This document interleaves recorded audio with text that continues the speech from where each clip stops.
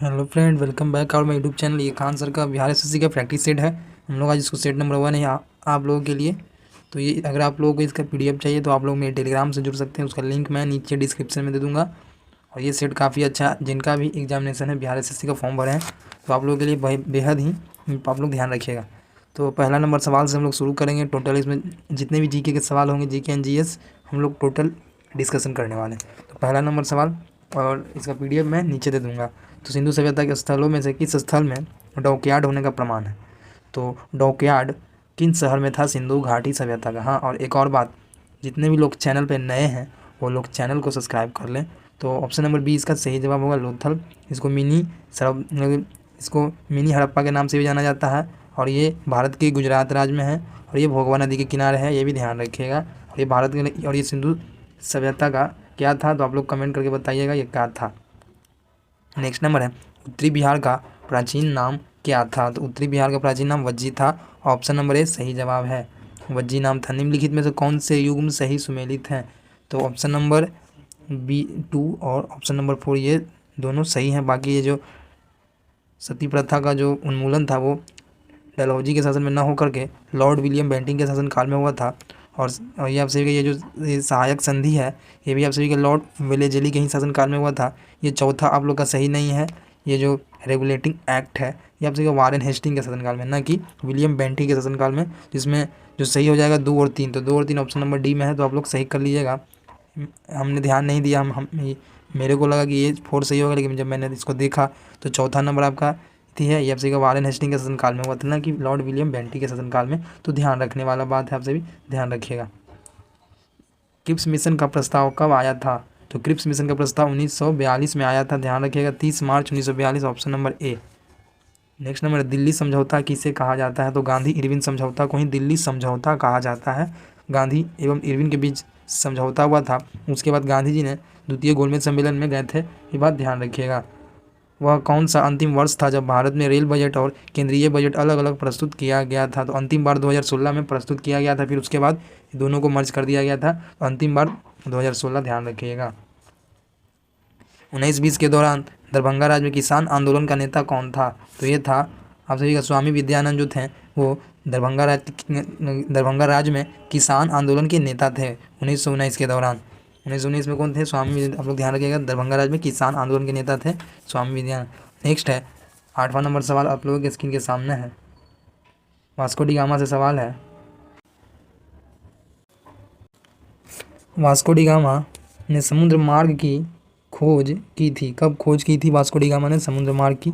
तो भारत में खोज की थी 1498 में, ध्यान रखिएगा। ऑप्शन नंबर सी सही जवाब है। और ये केरल के कालीकट के होते हुए आया था, कालीकट पहुंचा था। और इसका स्वागत किसने किया था आप लोग बताइएगा। केरल में ये पहुंचा था 1498। अब नेक्स्ट नंबर सवाल, इनमें से कौन सा घटना द्वितीय विश्व युद्ध का परिणाम नहीं है? तो जो परिणाम है पहले उसको मैं बता देता हूँ। पहला, औपनिवेशिक साम्राज्यों का अंत, ये परिणाम था। इंग्लैंड की शक्ति में हाथ, ये भी परिणाम था। रूस और अमेरिका के प्रभुत्व में वृद्धि, ये भी परिणाम था। लेकिन राष्ट्रसंघ का गठन ये परिणाम नहीं था, तो इसलिए इसका ऑप्शन नंबर सी सही है, ध्यान रखिएगा। द्वितीय विश्व युद्ध का परिणाम क्या हुआ? तो इन तीनों को आप लोग याद रखिएगा।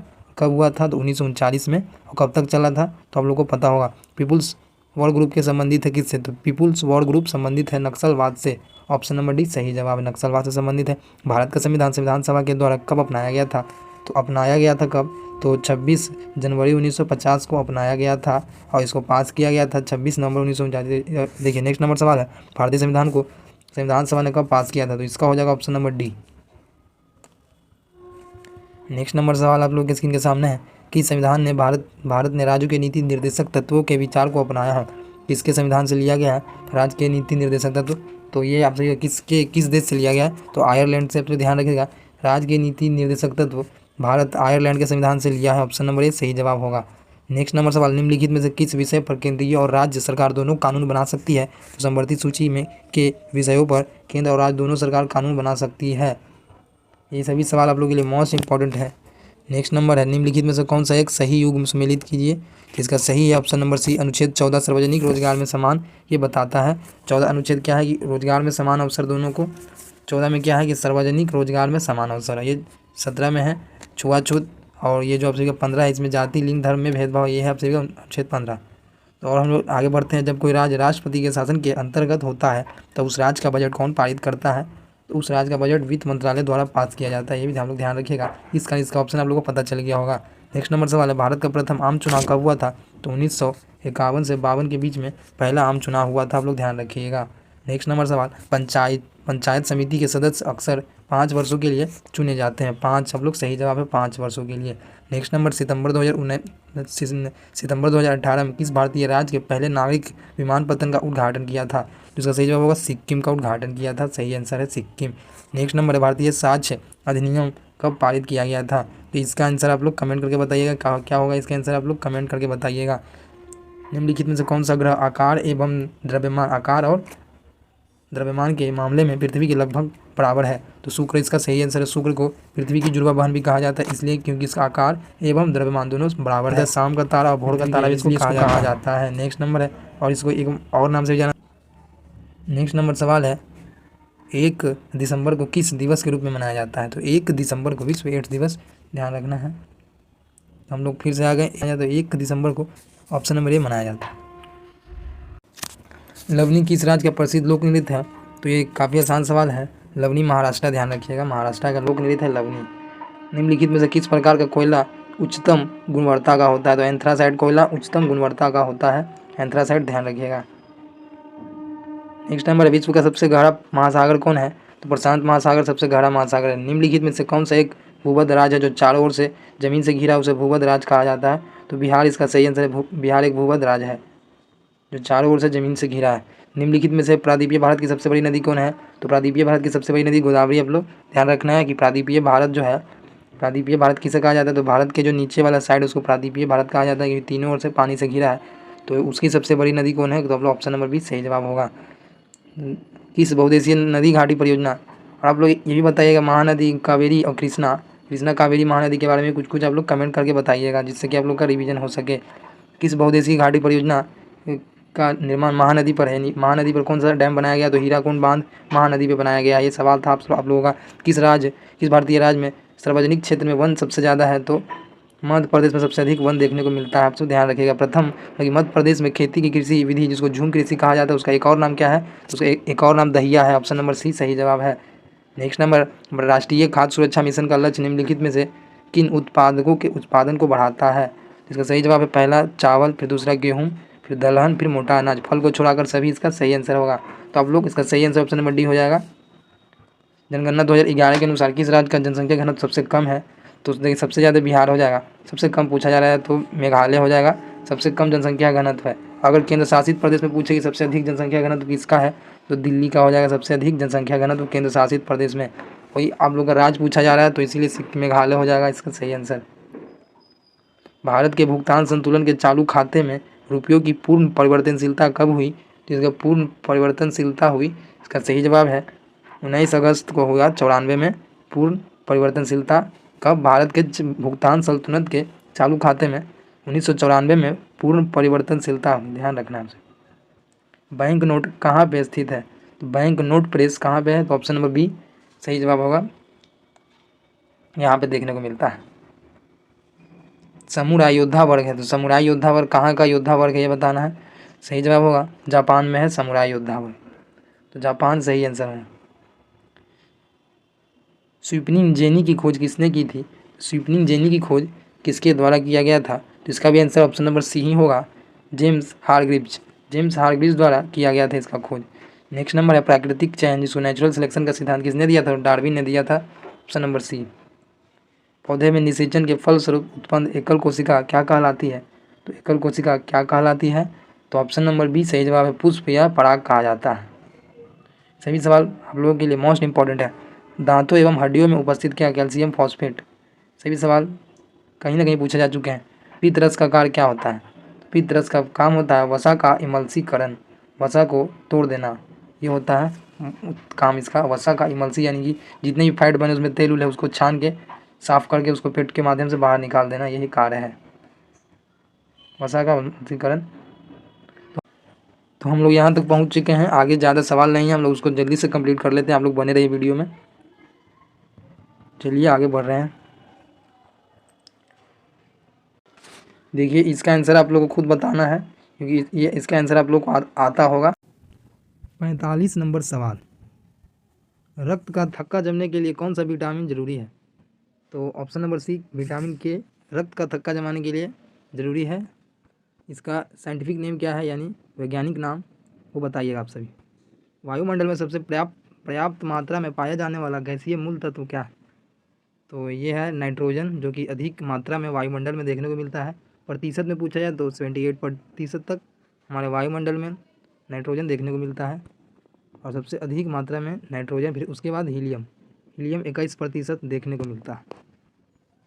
नेक्स्ट नंबर सवाल है, श्यानता गुणांक का विमा सूत्र क्या होगा? तो श्यानता गुणांक का विमा सूत्र पूछ रहा है, इसका आंसर है M1L1T1, यानी ऑप्शन नंबर ए इसका सही जवाब है। आप लोग ध्यान रखिएगा, M1L-1T-1, ये आप सभी ध्यान रखिएगा, इसका विमा सूत्र है।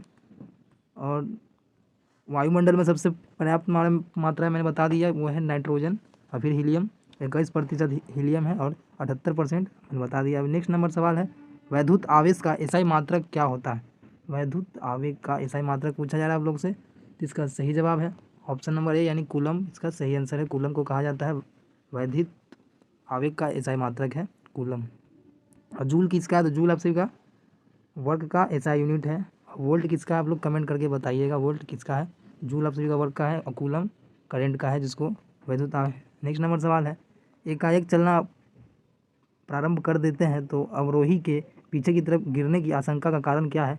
तो यह जड़त्व का नियम के कारण कोई चीज़ अचानक उस पर अगर बल लगाता है तो उसको आगे की तरफ गिर जाता है। ये होता है न्यूटन के पहले नियम के कारण, जिसको हम लोग जड़त्व का नियम भी कहते हैं। तो सही ऑप्शन नंबर ए होगा, जड़त्व के नियम के कारण यदि कोई व्यक्ति एकाएक चलना शुरू करता है तो वो पीछे की तरफ गिर जाता है। ध्यान रखिएगा, जड़त्व का नियम, ऑप्शन नंबर ए सही जवाब।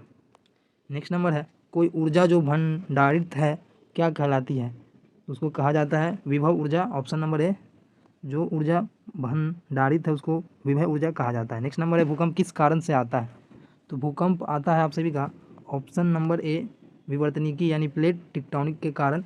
51 का सही आंसर ए हो जाएगा। नेक्स्ट नंबर है, सोनार में कौन सी तरंगें प्रयुक्त होती हैं? तो सोनार में आप सभी का कौन सा तरंग होते हैं? तो ऑप्शन नंबर ए इसका सही आंसर है, यानी पारा ध्वनि, जिसको अल्ट्रा वॉयलेट रे भी कहते हैं, वो होता है सोनार में प्रयुक्त होते हैं। सोनार में ऑप्शन नंबर ए पारा ध्वनि। नेक्स्ट नंबर 53 नंबर सवाल है, 1 किलोग्राम के पदार्थ के तापमान को डिग्री सेंटीग्रेड बढ़ाने के लिए आवश्यक ऊष्मा की मात्रा को क्या कहा जाता है? तो आवश्यक ऊष्मा की मात्रा को किस नाम से जाना जाता है? तो ऑप्शन नंबर बी इसका सही आंसर होगा। किस कारण से आकाश का रंग नीला दिखाई देता है? तो प्रकाश के प्रकीर्णन के कारण, यानी स्कैटरिंग ऑफ लाइट के कारण। तो 54 का ऑप्शन नंबर सी हो जाएगा। नेक्स्ट नंबर है, तारों को जोड़ने की प्रक्रिया क्या कहलाती है? तो इसको कहलाता है, तारों की जोड़ने की प्रक्रिया को श्रृंखला बंधन कहा जाता है। ऑप्शन नंबर डी सही जवाब है। नेक्स्ट नंबर है, लोहे की तीली से भरी हुई एक नाव तालाब के पानी में तैर रही है, जब लोहे की तीली को हटा दिया जाए तो पानी का स्तर क्या रहेगा? ये सवाल आप सभी का थोड़ा साइंस के लॉजिक से है, तो उसका जो पानी का स्तर वो पहले से कम जाएगा, इसलिए इसका ऑप्शन नंबर बी सही जवाब है। नेक्स्ट नंबर है 57 नंबर, वह तत्व जिसका परमाणु क्रमांक एवं परमाणु भार समान होता है क्या कहलाता है? परमाणु क्रमांक एवं परमाणु भार समान रहता है, वो कौन सा तत्व है? तो उसका नाम है आप सभी का हाइड्रोजन, जिसका परमाणु भार एवं परमाणु क्रमांक दोनों ही समान है, और हम लोग के पहला नंबर तत्व है हाइड्रोजन। नेक्स्ट नंबर है, सूर्य के द्वारा विकसित ऊर्जा का कारण क्या है? तो नाभिकीय संलयन। नेक्स्ट नंबर है, समूह 18 के तत्वों को क्या कहा जाता है? तो हैलोजन कहा जाता है। समूह 18 के तत्वों को किस नाम से जाना जाता है? तो इसको अक्रिय गैस के नाम से जाना जाता है, समूह 18 के तत्वों को अक्रिय गैस। नेक्स्ट नंबर है, प्लास्टर ऑफ पेरिस में कौन सा धातु? ये तो काफ़ी आसान है, तो आप लोग खुद से इसको बना लीजिएगा। नेक्स्ट नंबर है, मीथेन, जिसको CH4 के अणु में क्या क्या पाया जाता है? तो इसमें ऑप्शन नंबर इसका हो जाएगा ए सही आंसर। इसमें केवल एक आबंध है, जो आप सभी का मीथेन है, उसमें केवल एक अणु आबंध पाया जाता है, CH4। निम्नलिखित में से सत्य कथन का चयन कीजिए। तो 62 का जो सही आंसर है, H2S सहसंयोजी यौगिक है, ये आप सभी का सही कथन है, बाकी सब सही नहीं है। नेक्स्ट नंबर सवाल है, निम्नलिखित में से कौन सा रासायनिक परिवर्तन का उदाहरण है? तो रासायनिक परिवर्तन का जो उदाहरण है वो है आप सभी का लकड़ी का जलना। अगर लकड़ी एक बार जल जाएगा तो उसको हम लोग दोबारा उसी फॉर्म में कन्वर्ट नहीं कर सकते हैं, इसलिए जो आप सभी का लकड़ी है वो एक प्रकार का केमिकल चेंज में आ जाएगा। तो इसका ऑप्शन नंबर सी सही जवाब होगा, आप लोग याद कर लीजिएगा। नेक्स्ट है, गन मेटल किसका मिश्र धातु है? तो गन मेटल जो है ये Cu एवं Sn तथा जिंक का मिश्र धातु है। इसका सही ऑप्शन नंबर बी ध्यान रखिएगा, Cu यानी कॉपर, Sn मतलब टीन, और Zn मतलब जिंक। तो आप सभी इसको ध्यान रखिएगा, मिश्र धातु है। नेक्स्ट नंबर सवाल, रेडियो धर्मिता की खोज किसने की थी? तो ये काफ़ी आसान सवाल है, आप लोग खुद से कीजिएगा, इसको कमेंट में आंसर दीजिएगा। एक ग्रुप के तत्वों का समान गुण क्या होता है? तो एक तत्वों के समान गुण होता है संयोजक इलेक्ट्रॉनों की संख्या। एक ग्रुप के तत्वों का समान गुण यही है कि संयोजक इलेक्ट्रॉनों की संख्या। बिहार की स्थापना कब किया गया था? ये सवाल भी आप लोग खुद से बनाइएगा, जो आसान सवाल है मैं आप लोगों को होमवर्क की ओर दे देता हूँ। बिहार का कौन सा शहर 5 पहाड़ियों से घिरा हुआ है? तो बिहार का कौन सा शहर 5 पहाड़ियों से घिरा हुआ है? इसका सही आंसर है ऑप्शन नंबर ई, इसमें सही आंसर है। ये आप लोग ध्यान रखिएगा। 57वें ज्ञानपीठ पुरस्कार किससे सम्मानित किया गया है? इसका सही जवाब है दामोदर मौजे को 57वें ज्ञानपीठ पुरस्कार से सम्मानित किया गया था। ऑप्शन नंबर डी सही जवाब है। नेक्स्ट नंबर, पीएम मोदी कब वर्चुअली एससीओ शिखर सम्मेलन की अध्यक्षता करेंगे? तो एससीओ शिखर सम्मेलन की अध्यक्षता करेंगे 4 जुलाई को। ये बीत चुका है, 4 जुलाई को किए थे। नेक्स्ट नंबर, दिलवारा मंदिर कहाँ पे है? तो माउंट आबू में स्थित है दिलवारा का जैन। चलिए नेक्स्ट नंबर सवाल है, कहाँ पे है? माउंट आबू में है दिलवारा मंदिर, और ये जैन, और ये जो मंदिर है वो जैनों लोग के लिए काफ़ी है, दिलवारा जैन। अब भारत की संसद में पहला लोकपाल विधेयक कब पेश किया गया था? जो पहला लोकपाल विधेयक था वो कब पेश किया गया? नेक्स्ट नंबर है, भारत की संसद यानी संसद में पहला लोकपाल विधेयक कब पेश किया गया? तो संसद में पहला लोकपाल विधेयक 1960 यानी 1967 में भारत की संसद में, बताइए, भारत की संसद में पहला लोकपाल विधेयक कब पेश किया गया था? पहला लोकपाल विधेयक कब पेश किया गया था? 1968। ध्यान रखिएगा, पहला लोकपाल विधेयक ऑप्शन नंबर ए के साल में पास किया गया था, जिसको हम लोग 1968 के अधिवेशन के नाम से भी जानते हैं। इसी वर्ष भारत में लोकपाल विधेयक पास किया गया था। और 1975 में क्या हुआ था, और 65, 72, 68 में आप लोग कमेंट करके बताइएगा। आधुनिक कंप्यूटरों का जनक किसे माना जाता है? तो एलन ट्यूरिंग को माना जाता है आधुनिक कंप्यूटरों का जनक। ऑप्शन नंबर बी सही आंसर है, एलन ट्यूरिंग। आधुनिक कंप्यूटर। अक्टूबर 2020 तक प्राप्त जानकारी के अनुसार भारत में सार्वजनिक क्षेत्रों के बैंकों की संख्या कितनी है? टोटल 12। देखिए, तो अभी जो वर्तमान में सार्वजनिक क्षेत्रों में 12 बैंक है, इसलिए इसका ऑप्शन नंबर सी ध्यान रखिए, और वर्तमान में 12 बैंक है। नमक पर ब्रिटिश एकाधिकार का विरोध करने के लिए गांधी जी ने किस वर्ष समुद्र तक दांडी मार्च शुरू किया था? तो ये 1930 में शुरू किया गया था दांडी मार्च गांधी जी द्वारा। निम्नलिखित में से कौन सी भारत की सबसे बड़ी तेल कंपनी है? तो इंडियन ऑयल कॉर्पोरेशन लिमिटेड जो है, इंडियन ऑयल कॉर्पोरेशन, ये सबसे बड़ा तेल कंपनी है भारत की।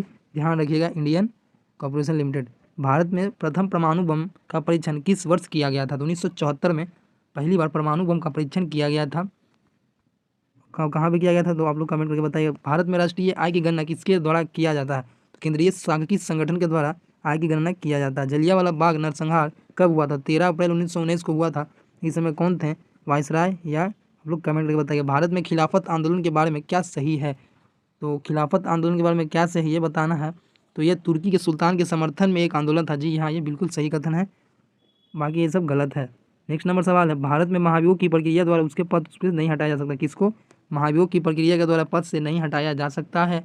तो वो है प्रधानमंत्री। तो वो एक ऐसा मंत्री है जिसको महाभियोग से हम लोग नहीं हटा सकते हैं। बाकी ये राष्ट्रपति, मुख्य न्यायाधीश, चुनावी, सभी को हम लोग महाभियोग की प्रक्रिया से हटा सकते हैं। नेक्स्ट नंबर है, दीफू दर्रा कहाँ स्थित है? तो दीफू दर्रा जो है वो आप सभी को अरुणाचल प्रदेश में स्थित है। ध्यान रखिएगा, अरुणाचल प्रदेश में दीफू दर्रा है। नेक्स्ट नंबर सवाल, भारत का कौन सा शहर डेट्रॉइट ऑफ एशिया के नाम से, जिसको ऑटोमोबाइल कैपिटल के नाम से जाना जाता है? तो ऑटोमोबाइल कंपनी चेन्नई को जाना जाता है। आप लोग ध्यान रखिएगा, चेन्नई को कहा जाता है। ये सवाल काफ़ी इंपॉर्टेंट है, भारत के चेन्नई को कहा जाता है डेट्रॉइट ऑफ एशिया। ऑटोमोबाइल में यहाँ पे ज़्यादा चीज़ होता है। यंग बंगाल आंदोलन किसने शुरू किया था? ये बताना है, यंग बंगाल आंदोलन किसने शुरू किया था? सही जवाब है हेनरी विलियम डी जोडियो, ये शुरुआत किए थे यंग बंगाल आंदोलन। आज का आखिरी नंबर सवाल है, इसमें 85 नंबर सवाल तक आप सभी का जीएस का सेक्शन था। उसके बाद मैथ एवं रीजनिंग के आगे जो सवाल होंगे तो उसको आप लोग सॉल्व कर लीजिएगा खुद से। तो ये आज का आखिरी नंबर सवाल है, चार मीनार निम्नलिखित में से किस शहर में है? तो ये हैदराबाद में चार मीनार। काफ़ी आसान सवाल था। तो ये सेट जो पहला नंबर सेट था ये काफ़ी ईजी था। आशा करते हैं कि आने वाले सेट जो भी रहेंगे वो थोड़े टफ लेवल के रहेंगे। इसका पीडीएफ मैं अपने टेलीग्राम पे अपलोड करवा दूंगा, वहाँ से आप सभी ले सकते हैं। इसमें जो भी मैथ रीजनिंग के क्वेश्चन रहेंगे वो लोग उसका आंसर आप सभी को पीडीएफ में ही मिल जाया करेगा। तो आप लोग वहाँ से इसका आंसर मिला लीजिएगा खुद से बनाकर। चलिए मिलते हैं अगले वीडियो में, तब तक के लिए बाय। जो लोग भी नए हैं अपने दोस्तों तक शेयर करें। पीडीएफ का लिंक नीचे रहेगा, आप लोग वहाँ से चल जाइएगा।